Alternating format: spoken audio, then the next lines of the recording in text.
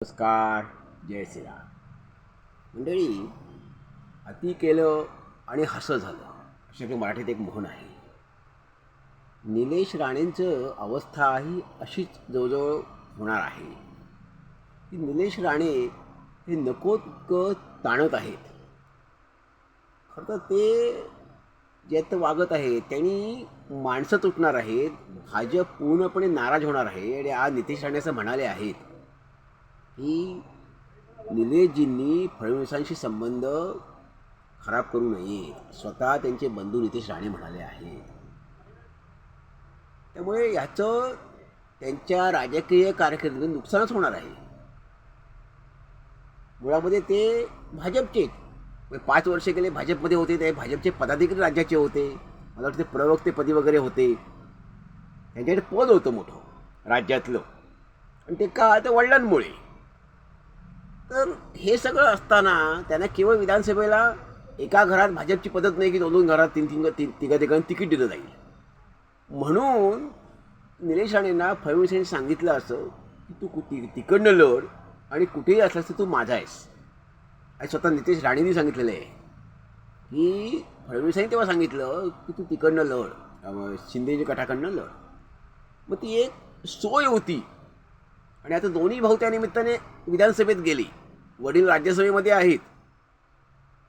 आणि हे असताना त्यांनी आता ते काय स्टिंग ऑपरेशन केलं. ह्याच्या भाजप पदाधिकाऱ्याच्या घरामध्ये त्यांनी पैसे बघितले आणि त्यांनी ते सगळं पोलीस स्टेशनला तक्रार दिली.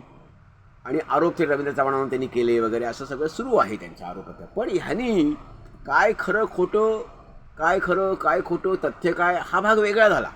त्यात मी काही शिरत नाही. मुळात पैसे राजकारणामध्ये पैशाचा वापर होतो हे फार चुकीचं आहे. ही लोकशाहीची शोकांतिका आहे. हा भाग वेगळाच झाला.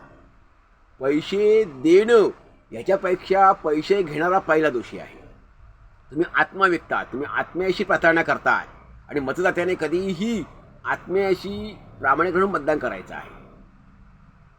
त्यामुळे तुम्ही विकले जाताय. तुमचं मत, आपण मत विकतोय, ही सर्वात मोठी चूक आहे. ही मतदात्याची चूक आहे. आणि त्यामुळे ह्यांना अधिक प्रोत्साहन मिळतं. नेत्यांना, कार्यकर्त्यांना किंवा उमेदवाराला पैसे वाटपाचं ते सगळं क्षणिक असतं. तो भाग वेगळा झाला, त्याच्यावर आपण बोलतोच नेहमी. परंतु हे काही निलेश राणेंनी जे बघितलं, काय केलं आणि ते पुढे आरोप प्रत्यारोप सुरू झाले, तर ह्या सगळ्याचा फटका हा निलेश राणेंनाच बसणार आहे. मुळामध्ये ते निलेश राणे 2009ला वडिलांमुळे पहिले काँग्रेसकडून खासदार झाले. त्यानंतर 14ला पडले मोदी लाटेमध्ये. 19ला परत ते निवडणुकीत पराभूत झाले. आणि आत्ता 24ला स्वतः नारायण राणे उभे राहिले आणि ते निवडून आले. तर आता पुन्हा जेव्हा ते उभे राहतील विधानसभेमध्ये, हे भाजपच्या आणि शिवसेनेच्या मतांवर निवडून आलेले आहेत. एकट्या शिवसेनेच्या, एकनाथ शिंदेच्या म्हणजे शिवसेनेचे गौरव झालेले नाही आहेत. आणि ते आत्ता परत निवडून येतील का? तर येतील असं वाटत नाही. तिथले भाजपचे संघाचे लोक त्यांना मतं देतील असं वाटत नाही. कारण मुळात रवींद्र चव्हाण हे फडणवीसांचे आहेत. फडणवीसांनीच त्यांना त्या पदावर नेलेलं आहे, अध्यक्ष केलेला आहे. मी रवींद्र चव्हाणांना वाटेल ते बोलणं म्हणजे फडणवीसांचा रोष ओढवून घेणं आहे. फडणवीसांना अंगावर घेण्यासारखं आहे. आणि पुढील 10 वर्षे तरी फडणवीस हे महाराष्ट्रातल्या राजकारणाच्या सर्वोच्चपदी असणारे. जरी दिल्लीला गेले तरी त्यांचं लक्ष महाराष्ट्रात असणार आहे. महाराष्ट्रातल्या राजकारणात टाचणी पडली तरी फडणवीसांना समजणार आहे. त्यामुळे निलेश राणेंचं भवितव्य जे राजकारण आहे त्याचा रोष, त्यांनी त्या संदर्भातला रोष हा रवींद्र चव्हाणांचा नव्हे, प्रत्यक्ष फडणवीसांचा रोष ते ओढवून घेत आहेत. राजकारणामध्ये शांत राहण्याला खूप महत्त्व असतं. ठीक आहे, तुमचा पिंड शांत राहण्याचा नाही, आक्रमक तुमच्या स्वभावात आहे. पण तरी तो कुठेतरी तिथं आवर घालायला पाहिजे होता. तुमचं वय आता काही कमी नाही आहे. तरुण आहात म्हणून काही एकदम कमी नाही आहे वय. तुम्ही 30ला नाही येतात. तुम्ही 40 ते 50 दरम्यानचे तुम्ही असणार. 45-46 तुमचं वय असणार आहे. म्हणजे परिपक्वतेचं वय आहे. ते प्रगल्भता दिसत नाही आहे. ती प्रगल्भता दिसली पाहिजे. अधिकाधिक प्रगल्भ होत गेलं पाहिजे. शांत राहिलं पाहिजे. कमी बोलणं, राजकारणामध्ये, समाजकारणामध्ये कमी बोलावं लागतं. एखादा कार्य करतो म्हणून लगेच त्याला कार्य करायचं नसतं. ह्याने आपलं स्वतःचं नुकसान होणार असतं आणि अनेकांचा रोष आपण ओढवून घेत असतो. दुसरी गोष्ट, ह्याआधी निलेश राणेंनी आपल्या स्वभावामुळे अनेकांचा रोष ओढवून घेतलेला आहे. तर त्या सगळ्यांचा राग हा असतोच. मग ते सगळे कळत नकळत खतपणे घालत असतात. आणि तुम्ही तर आता प्रत्यक्ष भाजपचाच रोष ओढून घेताय, संघाचा रोष ओढून घेताय. त्या मतदारसंघातले संघाचे भाजपचे सगळे पदाधिकारी कार्यकर्ते मतदार हे त्यांच्यावर नाराज होणार, निलेशजीवर नाराज होणार आहेत. नितेश राणे किती बाजू भावाची घेऊ शकतात? एका मिष्ट मर्यादेपलीकडं, ह्याच्या पलीकडे बाजू घेणार नाही आहेत, ते घेऊ शकत नाही आहेत. म्हणून ते म्हणाले की फडणवीसांचा रोष तिने ओढवून घेऊ नये, संबंध खराब करून घेऊ नये. याचं कारण नितेश राणेंना कळतंय की फडणवीस हे सर्व आहेत आणि रवींद्र चव्हाणांना बोलणं म्हणजे फडणवीसांचा रोष ओढवून घेणं. मग आता निलेश राणेंनी ठरवलं पाहिजे किती ताणायचं. कारण तुम्ही सोय म्हणून शिवसेनेतून तुम्ही उभे होता, शिंदेसेनेत तुम्ही उभे होता. तुम्ही ओरिजिनल भाजपमधून शिवसेनेत गेलात आणि तुम्हाला सांगितलं म्हणून तुम्ही गेलात. तुम्ही अनुमती घेऊनच फडणवीसांची गेलात. म्हणजे त्याप्रमाणेच तुम्ही राहायला पाहिजे होतं. मग ह्या सगळ्यामध्ये ह्याचा परिणाम, कारण निलेश राणे जे बोलले किंवा टीका करताय ती मोदींपर्यंत पोहोचली, अमित शहापर्यंत पोहोचली असणार, अगदी अमित शहापर्यंत नक्की पोहोचणार. मग त्याचा परिणाम हा संपूर्ण कुटुंबावर होऊ शकतो. नितेश राणे, नारायण राणे हे सगळ्यांना परिणाम याचा होऊ शकतो, नाराजीचा अर्थात. मग हा दोष कुणाचा? तर शांत स्वभाव. राजकारणामध्ये शांतपणाला, पेशन्सला, धीर धरण्याला खूप महत्त्व असतं. तुम्ही जेवढं आक्रमकपणा ठेवाल, जेवढा क्रोधिष्ठपणा ठेवाल, जेवढं आरेला तुरे कराल, आरेला कार्य कराल, तेवढं तुमचं नुकसान होणार आहे, तेवढं तुम्ही राजकारणात मागे जाणार आहात. आणि अनेक जण, म्हणजे एक म्हण आहे मराठीमध्ये की गाला मारी थप्पड विसरली जाते, पण हृदयात गेलेला तो वर्मी शाब्दिक बाण असतो, शाब्दिक वार, तो कुणी विसरत नाही. त्यामुळे जे शब्द बोललेले असतात, शाब्दिक घाव, ते माणसं लक्षात ठेवतात. आणि फडणवीस हे शांत डोक्याचे आहेत. फडणवीस कुठलीही गोष्ट थंड करून खातात, थंड करतात.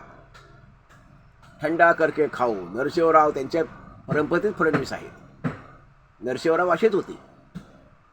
त्यामुळे फडणवीस हे शांत.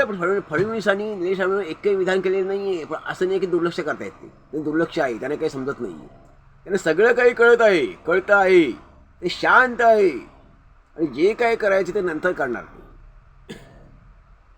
त्यामुळे ह्या सगळ्याचं नुकसान हे स्वतःहून निलेश राणे ओढवून घेत आहेत. पैसे आणि राजकारण हा भाग झाला वेगळा, पण ते काय फक्त त्याच मतदारसंघात होत नाही, सगळीकडे तेच होतंय. पैशाचं राजकारण, सत्ता, पैसा हे गेले 25-30 वर्षापासून सुरूच आहे, सगळीकडे सुरू आहे. सगळ्या पक्षांचे कार्यकर्ते, नेते, सगळे पक्ष, सगळे राज्य, सगळे जिल्हे, सगळे हेच सुरू असतं, ग्रामपंचायत निवडणुकीपासून ते अगदी वरपर्यंत. पण हे निलेश राणेंनी शांतपणे घ्यायला पाहिजे होतं, धीर धरायला पाहिजे होता. अनेक गोष्टी राजकारणामध्ये शांत राहूनच होतात, यशस्वी होतात, सक्सेस होतात. तर शांत राहणं ह्यामुळे तुमचा जो भविष्यकाळ आहे तो अधिक उज्ज्वल होत असतो, तो मार्ग, राजकारणातला मार्ग सुकर होत असतो.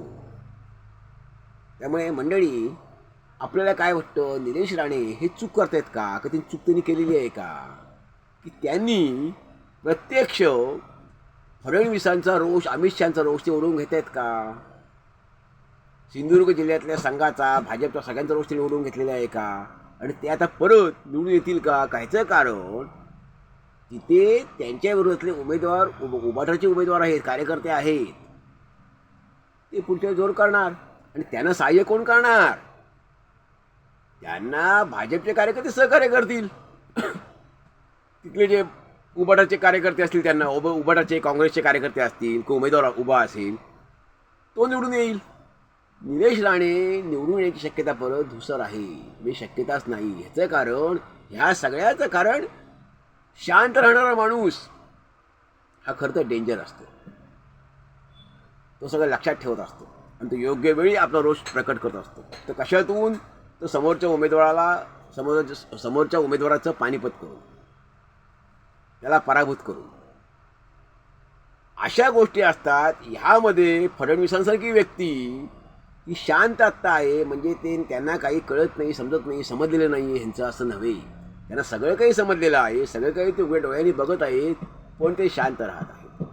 हे निलेश राणेंच्या लक्षात यायला पावतं. बघ किती ताणावं, कुणाशी आपण पंगा घेतोय, साध्य काय होणार आहे की राज्यापासून केंद्रापासून सगळ्यांची ज्यांची सत्ता आहे, आपले वडील, आपला भाऊ तिथे मंत्री आहे, वडील राज्यसभेचे खासदार आहेत. कदाचित निलेश राणे शांत राहिले असते तर कदाचित 2 वर्षामध्ये नारायण राणेंना राज्यपालही होता आलं असतं, राज्यपालही नारायण राणे होऊ शकले असते. पण आता मात्र बिलकुल नाही. आता भाजप श्रेष्ठी नारायण राणेंना राज्यपालपदी वगैरे देतील असं वाटत नाही, नियुक्ती करतील असं वाटत नाही. आणि नारायण राणेंनी निलेश राणेंना आपल्या सुपुत्राला शांत राहायचा सल्ला द्यायला पाहिजे होता, शांत करायला पाहिजे होतं. आता कदाचित त्यांनी सांगितलंही असेल, यांनी ऐकलं नसेल, हाही भाग असेल. अर्थात ते लगेच उत्तेजित होतात. माणसाची भावना असतात, काही माणसं लगेच उत्तेजित होतात, भावनाविवश होतात, भावनिक होतात, तसा यांचा स्वभाव आहे. परंतु थोडं उत्तेजित व्हायला पण आपण कुठे संयम बाळगला पाहिजे, म्हणजे संयम पाहिजे.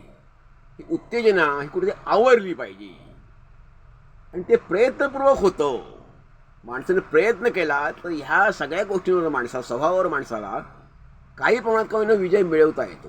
आणि तो स्वभावावर मिळवलेला विजय आहे हा तुमचा सार्वजनिक आयुष्यातला विजय असतो, विजय ठरणार असतो, ते महत्त्व ठरणार असतं. ते मंडळी, आपल्याला काय वाटतं की निलेश राणेंनी थेट फडणवीसांशी संघाशी पंगा घेतलेला आहे का, आणि त्याचं त्या नुकसानच होणार आहे की फायदा होणार आहे, भविष्यात काय होईल नेमकं? आपण जरूर अभिप्राय द्यावा. धन्यवाद. जय हिंद, जय भारत.